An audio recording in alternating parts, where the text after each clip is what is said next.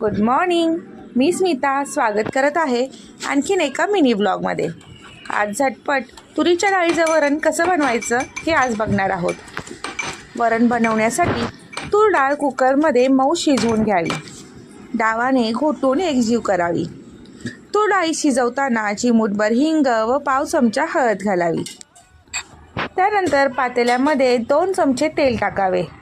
तेल छान गरम झाले की त्यामध्ये मोहरी टाकावी. मोहरी छान तडतडली की त्यात कढीपत्ता टाकावा.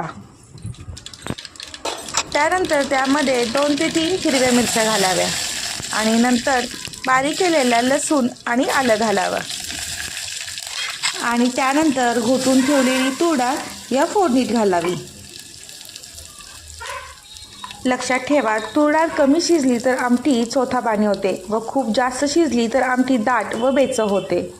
घोटलेल्या तूर डाळीत थोडे मीठ व गूळ घालून उकळून भातावर साधे वरण म्हणून घालायचे वरण करतात.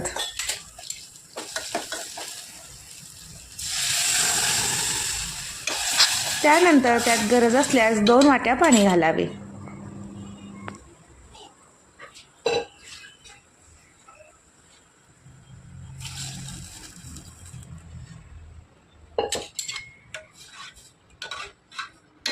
त्यानंतर त्यात चवीनुसार मीठ घालावे. आता वरून बारीक चिरलेली कोथिंबीर घालावी. तयार झाले आपले वरण.